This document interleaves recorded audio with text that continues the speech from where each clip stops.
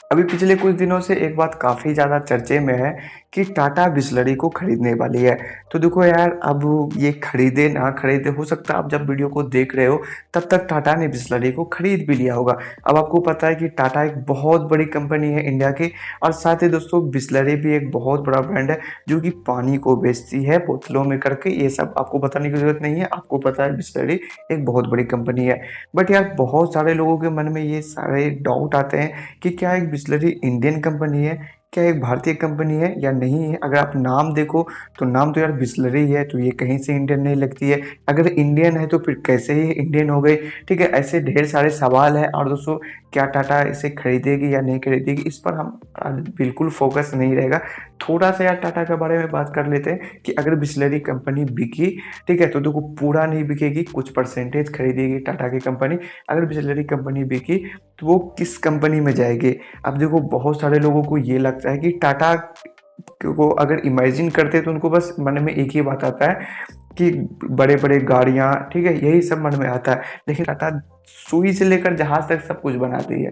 ठीक है, तो वो एक बहुत बड़ी कंपनी है और उनके अभी 29 लिस्टेड कंपनियां हैं। ठीक है, 29 लिस्टेड कंपनियां हैं। लिस्टेड कंपनियां से मेरा मतलब है जो कि स्टॉक एक्सचेंज में है, जो कि शेयर मार्केट वगैरह में रहते हैं। उसी में से एक कंपनी है टाटा कंज्यूमर प्रोडक्ट। अगर आप देखो, कभी फ्यूचर में बिस्लरी खरीद आई टाटा से, तो वो दोस्तों इसी के अंदर आएगी, क्योंकि टाटा कंज्यूमर प्रोडक्ट, अब नाम से ही समझो कंज्यूमर प्रोडक्ट क्यों, तो इसके अंदर ही बिस्लरी आपको मिलेगी।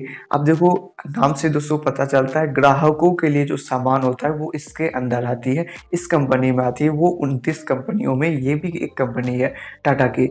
अब देखो, इसके अंदर आपको टाटा की चाय पत्ती मिलती है, चाय, टाटा का नमक, कॉफ़ी, आपको चॉकलेट भी मिलती है टाटा के।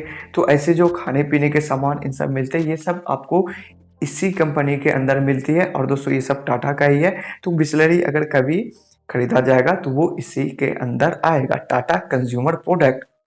तो खैर, टाटा के ऊपर हम लोग ज़्यादा फोकस नहीं करेंगे। इस वीडियो में मैं आपको पूरा इतिहास बताऊंगा बिस्लरी का, कि कैसे दोस्तों बिस्लरी आया, क्या क्या यहाँ पर प्रॉब्लम हुई, और कैसे एक ये सक्सेस हुआ, मतलब एक बहुत बड़ा ब्रांड बना। मतलब यार, आप सोच भी नहीं सकते, कोई यार सोच भी नहीं सकता कि पानी को भी बेचा जा सकता है। बट यार वो बिकती है, बहुत ज़्यादा बिकती है। हम लोग अभी सब एकदम भरोसे करके यूज़ करते हैं, और सबसे बड़ा जो नाम आता है एक बार में, वो है दोस्तों बिस्लरी का। ठीक है, तो इसी के ऊपर दोस्तों आज का इस वीडियो में हम लोग चर्चा करने वाले हैं। तो देखो, सबसे पहले इसकी शुरुआत कहाँ से हुई, तो मैं आपको बता दूँ कि मुंबई के थाने इलाके में, आप लोग को पता होगा, नाम आप लोगों ने सुना होगा, वहाँ पर एक मलेरिया के दवाई का बिजनेस करते थे। ठीक है, वो बिजनेस करते थे, उस व्यक्ति का नाम था फेलिस बिस्लरी।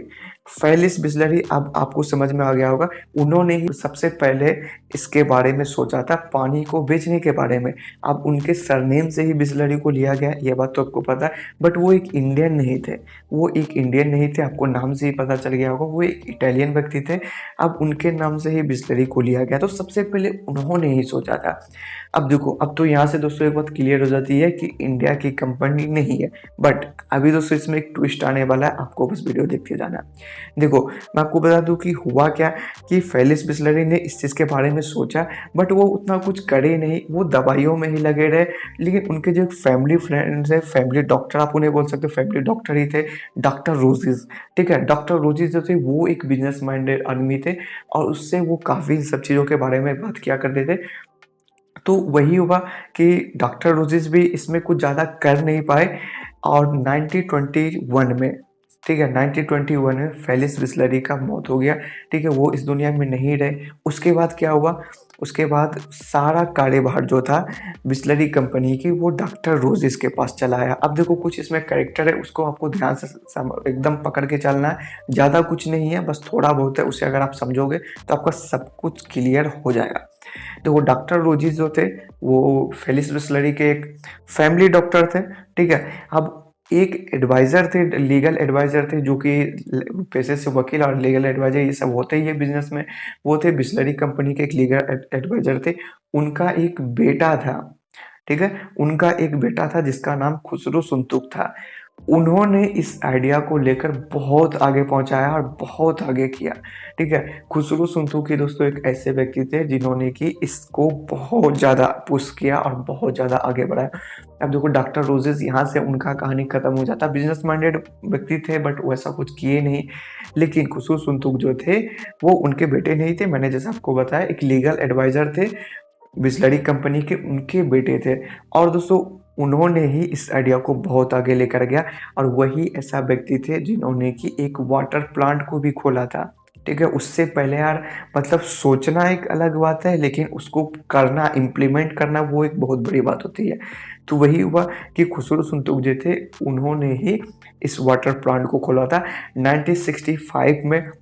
ठीक है, उस टाइम यार देश आज़ाद हो चुका है, आपको पता है 47 में ही आज़ाद हो गया था। 1965 में दोस्तों उन्होंने एक वाटर प्लांट को खोला, जिससे कि यार देखकर लोगों को मतलब एकदम हंसी आती थी, एकदम यार सोचते थे कि ये पागल तो नहीं हो गया। मतलब आप समझ सकते हो देश की स्थिति। उस टाइम देश आज़ाद तो हो गया था, लेकिन पार्टीशन जो हुआ था, बंटवारा जो हुआ था, उसके वजह से देश की स्थिति इतना खराब था, इतना खराब था देश की स्थिति कि किसी को यार खाने के लिए कुछ नहीं मिल रहा था। उस समय यार पानी खरीद कर कौन पीता, भले ही 1 रुपये में 1 लीटर मिलता था बट उससे भी कोई खरीद नहीं पाता। ठीक है, लेकिन यार खुशबू सुंतुक ने ये काम किया, उन्होंने 1965 में एक वाटर प्लांट को खोला और उन्होंने टारगेट किया सिर्फ बड़े लोगों को, क्योंकि आम लोग दोस्तों वहाँ पर कुछ नहीं कर सकते थे। क्योंकि आम लोगों को अगर दिया जाता तो वो मतलब वैसा ले ही नहीं पाते, उनके पास पैसे वगैरह ही नहीं थे और आम लोग के पास इनकी रीच भी नहीं थी। ये बड़े लोगों को टारगेट किए, बिजनेसमैन को, और उनको एक बहुत अच्छा से ऐड दिखाया गया उस समय कि 80% जो बीमारियां होती है वो पानी के वजह से ही होती है। ठीक है, तो ये सब ऐड दिखाया गया और सुनने में भी काफ़ी सही था, सही भी है। मतलब बीमारियां वगैरह, अगर आप दूषित पानी पीते हो, उस समय यार मुंबई में काफ़ी ज़्यादा इस सब चीज़ का प्रॉब्लम था, दूषित पानी का, तो उसे अगर आप पीते हो तो आपको प्रॉब्लम तो होगी ही। तो उसका काफ़ी ज़्यादा वहाँ पर एडवर्टाइजमेंट किया गया, दिखाया गया कि आपको काफ़ी सारी बीमारियां हो सकती है, तो अगर आप ये पानी पीते हो तो काफ़ी स्वच्छ और एकदम साफ पानी है, इससे आपको कोई भी प्रॉब्लम नहीं होगा। तो जितने भी बड़े-बड़े लोग थे वो लोग पानी को खरीदना शुरू किए, पीना शुरू किए। उनको भी लगा ठीक है, उनके लिए थोड़ा 1 रुपया 2 रुपये कोई बड़ी बात नहीं थी। बट यार बात यही था कि कोई भी मतलब आप समझ लो, कोई भी अगर प्रोडक्ट है और वो अगर आम लोगों के बीच नहीं जा पाए तो वो कभी सक्सेस नहीं होगे। ठीक है? आम लोगों के बीच अगर नहीं गई वो तो कभी बड़ा कंपनी नहीं बन पाएगी। तो वो करने में खुशबू सुंतुक जी तो वो एकदम फेल हो गए, क्योंकि उनका यार उतना पकड़ था नहीं उन सब चीज़ों में कि वो काफ़ी इसको आगे लेकर जाते। तो उनसे ये हुआ नहीं और बड़े लोगों को टारगेट करके कितना पानी बेच लेते। फिर ये भी बात था वो ज़्यादा कुछ नहीं कर पाए और वहाँ पर वो फेल हो गए। फिर दोस्तों एंट्री होती है पार्ले की। 1969 में पार्ले ने आया और 4 लाख रुपए में बिसलरी को खरीद लिया। अब चूंकि पार्ले एक इंडियन ब्रांड है तो तब से बिसलरी भी एक इंडियन कंपनी है। हाँ, आप बोल सकते हो कि बिसलरी एक इंडियन ब्रांड है क्योंकि उनको पार्ले ने खरीद लिया था। अब देखो वहाँ पर रमेश ब्रदर्स जो थे उन्होंने ही खरीदा था पार्ले में जो थे। अब मैं रमेश ब्रदर्स के बारे में आपको छोटा सा बता देता हूँ, उन्होंने क्या क्या कारनामे किए। रमेश ब्रदर्स ही थे जिन्होंने की थम्स अप, माजा और लिम्का, इन सब का नाम आप लोग अभी भी सुन रहे हैं और अभी भी पी रहे हैं, इन सब कोल्ड ड्रिंक का नाम सुना होगा। ये सब पार्ले एग्रो कंपनी थे। जैसे मैंने आपको बताया टाटा में टाटा कंज्यूमर प्रोडक्ट, उसी तरीके से पार्ले एग्रो कंपनी के अंदर ये तीनों चीज़, सिट्रा वगैरह भी मिलती थी। ये तीनों कोल्ड ड्रिंक थी जैसे कि बाद में कोको कोला ने खरीद लिया। ठीक है, और वो सब अभी कोको कोला के अंदर आती है। माजा, थम्स अप और ये लिम्का, ये सब कोको कोला के अंदर आती है। पहले वो सब भी एक इंडियन ब्रांड ही थी। ठीक है, तो बाद में उसे कोको कोला ने खरीदा तो खैर वो अलग बात है। तो रमेश जी चौहान जी थे वो बहुत विजनरी आदमी थे, वो एक बिजनेसमैन आदमी थे, बहुत काफ़ी आगे का वो सोचते थे। आप समझ रहे हो यार कि जो मतलब पार्ले को चला रही है तो उनका तो रिस्क तो था ही आम लोगों के बीच, बट उन्होंने भी थोड़ा एक दिमाग लगाया, अपना थोड़ा कुछ अलग करने का कोशिश किया और उन्होंने एक सर्वे किया कि सबसे ज़्यादा पानियों का ज़रूरत कहाँ पड़ता है लोगों को। अब घरों में तो यार जाएँगे नहीं, ठीक है? घरों में तो जाएँगे नहीं तो क्योंकि घरों में यार सबके पास पानी होता था, फिर भी कौन खरीद कर पिए। तो उन्होंने देखा जो सर्वे किया उसमें जो सबसे ज़्यादा ज़रूरत था वो था दोस्तों रेलवे स्टेशन पे, वो था बस स्टॉप पे। ऐसे जगहों पर पानी की सबसे ज़्यादा ज़रूरत होती है और आप अभी भी जाते हो तो आप घर से पानी लेकर नहीं जाते हो, आप ज़्यादा से ज़्यादा 1 लीटर लेके जाते हो और क्या, उससे ज़्यादा तो नहीं। आपको पता है कि आपको ट्रेन में पानी यहाँ मिल जाएगी। वैसे अभी तो सब जगह मिल जाती है, तो उसको लेकर कोई टेंशन नहीं है। बट उस समय भी दोस्तों काफ़ी ज़्यादा प्रॉब्लम था पानी को लेकर, क्योंकि रेलवे स्टेशन वगैरह पर कहीं पर पानी आपको पीने का वैसा नहीं मिलेगा, वैसा साफ स्वच्छ पानी, तो आप खरीद कर ही पीते हो, ठीक है। तो उस समय उनका आइडिया काफ़ी ज़्यादा हिट हुआ, काफ़ी ज़्यादा चला, और वहाँ पर रेलवे स्टेशन और बस स्टॉप पर काफ़ी ज़्यादा पानियाँ बिकने लगी। अब जैसे-जैसे दोस्तों यहाँ पर पानियाँ बिक रही थी, कंपनी ग्रो कर रही थी, कंपनी को प्रॉफ़िट हो रहा था, उसके बाद ढेर सारे एडवर्टाइज़मेंट कराए गए, प्रचार कराए गए। लोगों को लगने लगा ठीक है, अगर साफ पानी पिएँगे, ₹1 अगर दे ही रहे तो कोई बड़ी बात नहीं है, ठीक है। तो वो यार देना शुरू कर दिए और फिर बिसलरी कंपनी बड़ी होती चली गई। अब देखो ऐसा नहीं है कि मतलब बिसलरी का आप जितना भी बोतल देखते हो सब ओरिजिनल ही होता है। 60% तो अनऑर्गेनाइज्ड कंपनी ही है, जो कि मतलब गाँव घर में खोल कर रखी है। कोई बिसलरी का नाम उल्टा-पुल्टा करके, कोई स्पेलिंग चेंज करके, आप एडिडास एडिबास में सुने होंगे कभी, ठीक है। कुछ इस तरह से स्पेलिंग को चेंज वगैरह करके वो करते हैं, फिर भी 32% मार्केट अभी बिसलरी का है, ठीक है, मार्केट अभी है। और उसमें मैं आपको बता दूँ कि बिसलरी को यार काफ़ी ज़्यादा प्रॉब्लम वहाँ पर हुआ था शुरुआती समय में। आप ये समझो भाई कि पानी को बेचना, ये सोचना ही कितना बड़ा अपराध लगता है। ये दोस्तों ऐसा ही लगता है जैसे मैं आपको बोलूँ कि आप ऑक्सीजन को पैक करके किसी को बेचो। ये तो फ्री है, ऑक्सीजन तो फ्री है, आप ले रहे हो, मैं ले रहा हूँ। इसी तरह दोस्तों पानी भी तो फ्री थी, लेकिन उसे किसी ने बेचना चाहा और बेचा। और एक कोई छोटी-मोटी कंपनी नहीं है, बिसलेरी एक अभी बहुत बड़ी कंपनी है।